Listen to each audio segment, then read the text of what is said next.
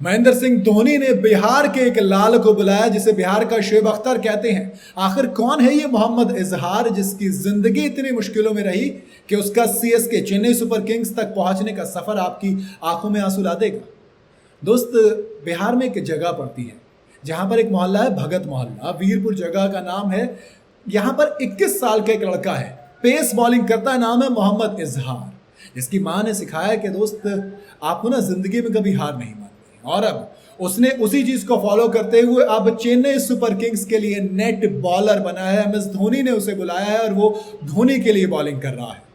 2025 का IPL mega auction होता है। सीएसके इजहार को नेट बॉलर के तौर पर पिक करती है।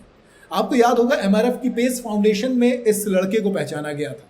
एमएस धोनी को प्रैक्टिस के लिए नेट्स में जाता है ये, और फिर जब बॉलिंग करते देखते हैं तो हर कोई कहता है भाई ये तो कमाल है यार। बिहार से चेपॉक की लेकिन जर्नी आपको जितनी कमाल नजर आती है वो इतनी है नहीं, क्योंकि जो इजहार है उसकी फैमिली को ऐसा थी नहीं भैया बहुत पैसा है खेलो जाके क्रिकेट। नहीं दोस्त, इजहार के जो फादर है मौलाना सलाउद्दीन, वो 2 काम करते थे। प्राइमरी स्कूल में टीचिंग करते थे, साथ में मस्जिद में इमाम, यानी कि जो मौलाना होते हैं वो थे। वीरपुर की मस्जिद में इमाम थे। उनकी माँ जो शबनम थी वो घर का काम धाम संभालती थी। कमाई इतनी थी कि सिर्फ या तो आप काम कर सकते हो, खाना खा सकते हो 2 वक्त की, उसके अलावा कुछ नहीं कर सकते। फैमिली ने लेकिन क्लियर कहा कि काम कीजिए आप इजहार साहब, चले जाइए, आप में टैलेंट है। इजहार गए, एक मोहल्ले में कमरा लिया, कोसी क्रिकेट के लिए क्लब क्रिकेट खेलना शुरू किया, और वहां से फिर लड़के की पहचान निकल के आती है, क्योंकि वो लड़का फिर जब टैलेंट के दम पर बिहार की अंडर 23 टीम में सिलेक्ट होता है, एमआरएफ पेस फाउंडेशन उस लड़के को देखती है और कहती है चलिए हम तुम्हें सपोर्ट करेंगे। और फिर वहां से कहानी पहुंचती है आईपीएल तक की। नेट बॉलर में उनको कोई सैलरी नहीं मिलती है, लेकिन जब आपके पास सैलरी नहीं होती तब आपके पास मौका होता है खुद को साबित करने का, और साबित करने के बाद आपको दिखाना कि हाँ अब मैं इस काबिल हूं। उन्होंने खुद कहा था, उनके फिदाने के फादर ने इजहार की, कि मुझे उम्मीद नहीं थी कि आईपीएल में जाएगा।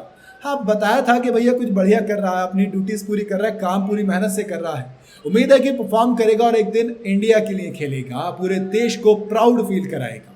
इजहार की माँ ने ये बात कही है, कहा कि जिंदगी में हमारा घर छोटा था, सब कुछ छोटा, लेकिन ख्वाब हमारे बेटे के बड़े रहे थे। इजहार का जो भाई है उन्होंने भी कहा कि यार देखो बहुत ज़्यादा खुश हूँ इजहार के लिए कि वो सीएसके में सिलेक्ट हो गए हैं। हाँ, उम्मीद करेंगे वो खेले भी किसी दिन, फिर इंडिया भी खेले और देश को प्राउड फील कराए। हमने देखा होगा, देखो दोस्त, इंडिया में एक बड़ी खूबसूरत सी बात है कि टैलेंट आपको हर गली में मिलता है, लेकिन उस टैलेंट के लिए 2 चीज़ें होती हैं, या तो वो छप जाता है या फिर छुप जाता है। लेकिन कुछ चीज़ें आपको सेक्रीफाइस करनी पड़ती हैं।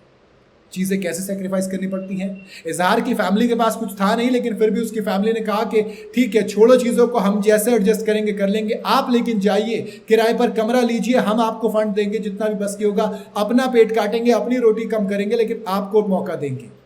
इजहार ने फिर एमआरएफ पेस फाउंडेशन की नज़र पड़ना, अंडर 23 का सिलेक्शन होना, फिर बिहार से चेपॉक जाना, एमएस धोनी को बॉलिंग कराना, वहां पर इंप्रेस करना, ये सब सुनने में किसी कहानी की तरह लगता है, लेकिन दोस्त कहानियां ही हकीकत होती हैं, और हकीकत करने वाला इंसान ही वो होता है जो दोस्त अपनी मेहनत के दम पर उस पत्थर पर लकीर खींचने का दम रखता है।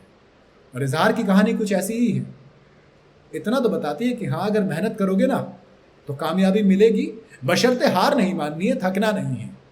यही दिखाती है इजहार की। आपको ये कहानी कैसी लगी कमेंट में मुझे ज़रूर बताइएगा। वीडियो अगर आपको पसंद आई हो तो इसे लाइक और शेयर ज़रूर करें, और जाते जाते चैनल को फॉलो और सब्सक्राइब ज़रूर करते जाइएगा।